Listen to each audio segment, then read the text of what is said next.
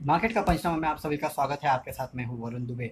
और 3 दिन के लगातार तेजी के बाद आज फाइनली मार्केट में फिर से एक दबाव वाला ट्रेडिंग सेशन जो है वो देखने मिला है। और जाहिर सी बात है, जिस तरह के ग्लोबल संकेत है उसी के ऊपर आज भारतीय बाजार जो है वो काफ़ी हद तक रिएक्ट करते हुए दिखाई दिए हैं। खासकर कच्चा तेल, जिस तरह से कल WTI क्रूड में गिरावट देखने मिली थी, एक कोहराम सा मच गया था। आई मीन, नेगेटिव भी कोई चीज़ जा सकती है, कोई कमोडिटी जा सकती है, ये मैंने अपनी ज़िंदगी में पहली बार देखा। यानी कि आप कच्चा तेल भी मुझे दो और साथ ही साथ पैसे भी दो। जिस तरह की ट्रेजेक्टरी जो है वो पहली बार मुझे तो मेरे लाइफ में देखने मिली। इनफैक्ट काफ़ी सारे लोग जो है उन्होंने पहले बार इस तरह का कोई मोमेंट किसी कमोडिटी में देखा होगा। और इसी से कहीं ना कहीं ग्लोबल बाजार जो है वो आपको घबराते हुए नजर आए, जिसका इम्पैक्ट जो है भारतीय बाजारों पर भी देखने मिला। इनफैक्ट आज बंद होते होते अगर आप देखें तो वहाँ ब्रेंट क्रूड जो है उसमें भी अच्छी खासी गिरावट जो है वो देखने मिली है। कहीं ना कहीं वो भी $20 के नीचे चला गया। मेरे ख्याल से 2002 के बाद का सबसे लोएस्ट लेवल जो है वो आज ब्रेंट क्रूड ने भी कहीं ना कहीं यहाँ लगा दिया है। और जाहिर सी बात है कि चिंता क्रूड को लेकर अब यही है कि अब इकोनॉमीज चल नहीं रही है, काम धंधा चल नहीं रहा है, तो आप कच्चे तेल का करोगे क्या अपने पास रख के? ज़्यादा से ज़्यादा आप लॉन्ग टर्म कॉन्ट्रैक्ट करके रखोगे। लेकिन फ्यूचर में अगर आपने कॉन्ट्रैक्ट करके रखा और अगर आपको फिजिकल फ्यूचर ऑप्शन में आपको फिजिकल डिलीवरी लेनी पड़ी, तो आप क्या करोगे? उस कच्चे तेल को रखोगे कहाँ? ये सब चिंताओं के बीच में कच्चे तेल में जो है अच्छी खासी गिरावट जो है वो देखने मिली है। और इसी का इम्पैक्ट जो है बाजारों पे देखने मिला है। देखिए, बंद होते होते डाउ फ्यूचर जो है उसमें भी 350 पॉइंट के आसपास की गिरावट थी, जो कि आपको इंडिकेट कर रहा है कि आज आपको एक फर्दर डाउन टर्न जो है वो आज यूएस के मार्केट्स में देखने मिल सकता है। तो ये सब चिंताएं हैं और इन चिंताओं के बीच में आज भारतीय बाजारों में गिरावट देखने मिली। और सबसे बुरी बात तो ये देखिए कि 9,000 के लेवल के नीचे जो है हम फिर से एक बार चले गए हैं। आपको याद होगा, हमें काफ़ी लंबा समय लगा था वो 9,100 के ऊपर क्लोजिंग देने के लिए। पिछले 2 दिन से हम 9,200 के ऊपर क्लोजिंग दे रहे थे। इनफैक्ट 9,260 65 का वो लेवल था जिसके ऊपर हम लगातार 2 दिन क्लोज हुए हैं। तो वो कहीं ना कहीं, देखिए, फंडामेंटली कुछ बदला नहीं था, लेकिन टेक्निकली कहीं ना कहीं वो एक कॉन्फिडेंस दिला रहा था कि शायद यहाँ से आपको 9,600 तक का जो ट्रेड है वो देखने मिलेगा। लेकिन किसी ने एंटिसिपेट नहीं किया था कि कच्चे तेल में आपको इस तरह की गिरावट देखने मिलेगी। ये होता है। और आप देखिए, अगर कच्चे तेल में इस तरह की गिरावट आ रही है, वो आपको साफ संकेत दे रही है कि जितनी भी इकोनॉमीज है वहाँ आपको शायद दिक्कतें जो है वो ज़्यादा बढ़ चढ़ के जो है वो शायद आपको देखने मिल सकती है। तो इकोनॉमिक प्रॉब्लम है, उसके चलते कच्चे तेल में आपको प्रॉब्लम देखने मिला। और देखिए, फंडामेंटली जब तक, मैं आपको एक बात बोल देता हूँ, फंडामेंटली जब तक कोरोना वायरस की दवा नहीं मिलेगी तब तक कुछ बदलने वाला नहीं है। फंडामेंटल्स तो वीक ही रहेंगे। हाँ, टेक्निकल हम कह रहे हैं क्योंकि कहीं ना कहीं कन्विक्शन जो है एक लेवल के बाद दूसरे लेवल पर बढ़ता है, तो वो देखने मिल रहा था। लेकिन देखिए, अब फिर से जो कन्विक्शन है वो थोड़ा डगमगा गया है। अब फिर से 9,100 का लेवल जो पार करना और उसके ऊपर क्लोजिंग देना जो है वो बाजार को थोड़ा दिक्कत देने वाला है। अब फिर वही हो जाता है, ऊपर के लेवल पे 9,100 9,200 जो है, और नीचे के लेवल पे जो है नो जो 8,700 8,750 का मैं लगातार आपको लेवल कहते जाता था, वो लेवल काफ़ी इंपॉर्टेंट सपोर्ट बन जाता है। और हम अगर जो पिछला क्लोज है 9,260 उसके ऊपर जाके जब बंद होंगे, तभी शायद फिर से वो कन्विक्शन लौटेगा 9,600 के आसपास के लेवल का। अगर उन लेवल्स को हम नहीं तोड़ते तो फिर से शायद जो बेरिशनेस है अगले कुछ दिनों तक देखने मिलेगा। और अब पूरी नज़र जो है वो कमोडिटीज़ पे होगी। और देखिए, सिर्फ कच्चा तेल नहीं, बाकी कमोडिटीज़ भी अगर आप देखेंगे तो आपको इसका रिपल इफेक्ट जो है वहाँ देखने ज़रूर मिलेगा।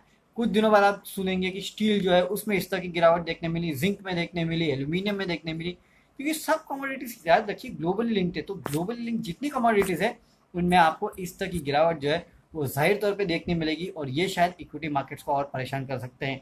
और एक बड़ी चीज़ जो है जो मुझे बार बार सताती है, कहीं किसी देश ने अगर डिफ़ॉल्ट किया, कहीं भी सॉवरेन डिफ़ॉल्ट हुआ, याद रखना इस चीज़ को। बड़े देश तो शायद ना करें, लेकिन छोटे मोटे देश कर सकते हैं अगर इकोनॉमीज का ये हाल रहा तो अगर ऐसा कुछ हुआ तो दिक्कतें जो है वो आपके लिए और बढ़ जाएगी। इसके लिए कह रहा हूँ, काफ़ी संभल के ट्रेड करना, स्टॉप लॉस के साथ ट्रेड करना।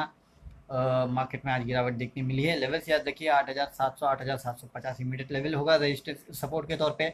ऊपर रजिस्टेंस जो है वो पिछले जो आई है 9,260 उसके ऊपर निकल के टिकने के बाद ही आपको मिलता हुआ दिखाई देगा।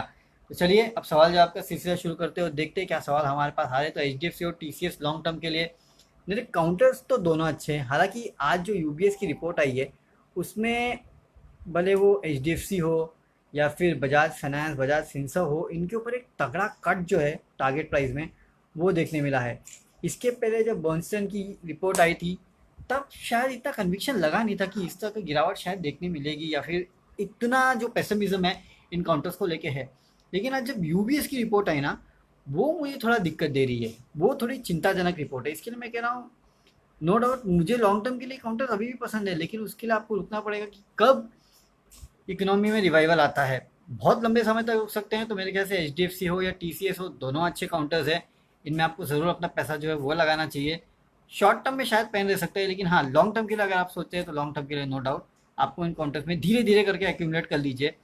100 रुपये लगाना चाहते हैं तो 50 रुपये लगा लीजिए, इतना कन्विक्शन है मेरे को इन काउंटर्स पे अभी भी, तो उतना पैसा आप फिलहाल लगा सकते हैं। अच्छा, एनसीसी पर बताओ। देखिए एनसीसी, ये जो इंफ्रा कंपनीज है, अब नो डाउट अगर गवर्नमेंट को लोगों को नौकरी देनी है तो दो ही ऐसे सेक्टर है, एक तो इंफ्रा सेक्टर और दूसरा जो है वो आपका रियल एस्टेट सेक्टर। दो सेक्टर को आपको बूस्ट देना पड़ेगा। लेकिन मैं तो अब मैं कभी कभी देखिए, पता नहीं है मजाक है या जो भी है, मजाक तो नहीं है, बट आज के हालात आप देखिए, एक अफवाह जब आ जाती है कि ट्रेन शुरू हो गई तो किस तरह से लोग जो है वहाँ जमा हो जाते हैं कि हमें वापस जाने मिलेगा। जिस दिन ये सही में हो जाएगा, ट्रेन शुरू हो जाएगी, उस दिन ये वर्कर्स की किस तरह की भीड़ रहेगी अपने गांव वापस लौटने के लिए, ये आप सोचिए। ये एक हाइपोथेटिकल सिचुएशन है जो मैं सोच रहा हूँ, शायद हो सकता है शायद ना भी हो। लेकिन जब एक अफवाह के चलते इतने हो सकता है, तो सही में जब होगा तब क्या होगा।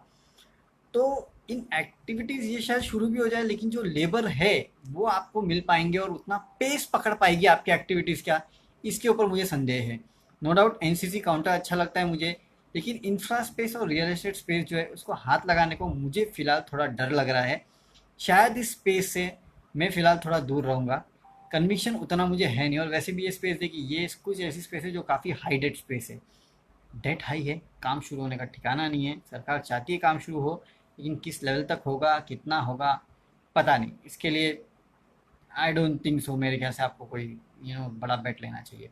पंकज जायसवाल, कोल इंडिया। देखिए कोल इंडिया मेरे कन्विक्शन लिस्ट में कभी नहीं था, आज भी नहीं है। हालांकि एक बात ये सही है कि कोल इंडिया के जो लेवल्स है वो काफ़ी नीचे आ चुके हैं। 140 के आसपास ये ट्रेड कर रहा है।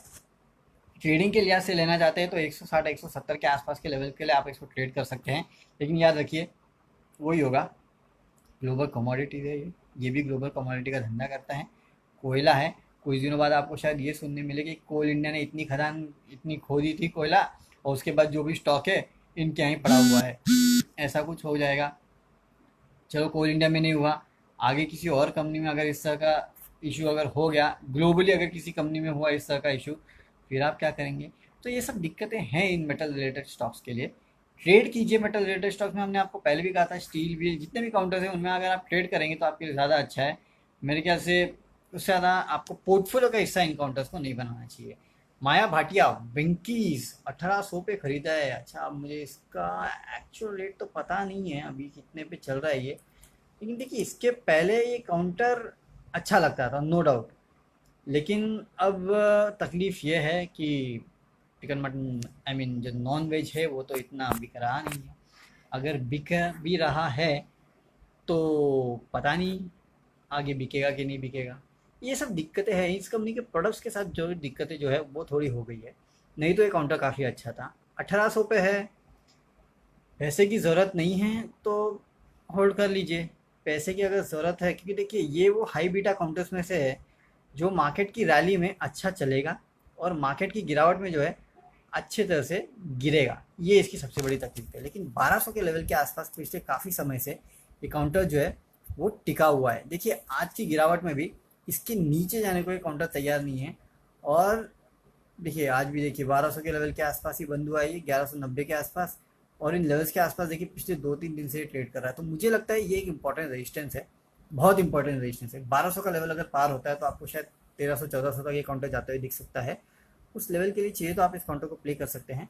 नीचे 100 रुपये के आसपास का स्टॉप लॉस है कि 1000 रुपये के आसपास का, और उस लिहाज से आप इस काउंटर को जो है वो ट्रेड कर सकते हैं।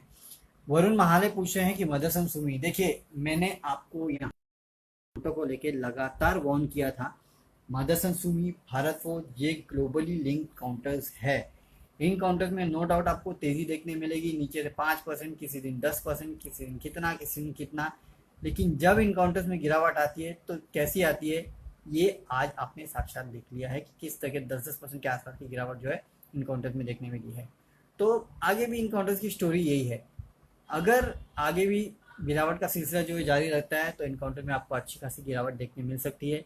लेकिन हाँ, एक बात और है कि अगर यहाँ से और 10% के आसपास ये काउंटर अगर आ जाता है तो मेरे ख्याल से इन काउंटर में फिर आपको खरीदारी के जो है अच्छे मौके मिल जाते हैं as a trader, not as a investor. ये बात को आप मेरी पकड़ के रखिए कि इन्वेस्टर के तौर पे आपको इन काउंटर में खरीदारी नहीं करनी है। मदरसन सुमी हो, भले वो भारत फौज हो, टाटा मोटर्स एक बार मैं बोल सकता हूँ कि लॉन्ग टर्म के लिए फिर भी ले लीजिए, शायद आप काफ़ी लंबे समय तक रख सकते हैं।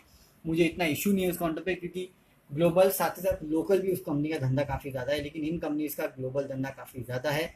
और ग्लोबल जिस तरह से मार पड़ रही है, मुझे रिकवरी की बिल्कुल नियर टर्म में रिकवरी की उम्मीद नहीं है। इसके लिए मैं कह रहा हूँ कि मदरसा सुमी, भारत फौज जो है, इनको ट्रेड कीजिए आप, ज़्यादा बेटर होगा। मदरसा सुमी का आपने पूछा तो जहाँ अगर 65 के लेवल पे आसपास आ जाता है तो ट्रेडिंग के लिहाज से आप इस काउंटर को ले सकते हैं, लंबी अवधि के लिए मत लीजिएगा। अच्छा, मंदार भगत, इंडिगो पे व्यू बताइए शॉर्ट टर्म के लिए। देखिए शॉर्ट टर्म के लिए तो इंडिगो इंडिगो नहीं लेना भैया, एक बात याद रख लीजिए। भले कच्चा तेल गिर रहा है लेकिन इसका मतलब ये नहीं कि इन कंपनीज को फायदा मिलेगा। कैसे मिलेगा जब प्लेन ही नहीं उड़ रहे हैं? तो ये आप सोचिए कि अगर कच्चा तेल गिरता है और अगर कोई आपको बोलता है कि कच्चे तेल का बहुत बड़ा फायदा जो इन कंपनीज को मिलेगा, भैया पहले प्लेन शुरू हो जाने दीजिए। जब प्लेन शुरू होगा उसके बाद देखेंगे कि कच्चे तेल का कितना फायदा इन कंपनीज को मिलता है। उसके पहले मेरे ख्याल से एकदम जंप मारने की जरूरत नहीं है इंडिगो इंडिगो जैसे काउंटर्स में।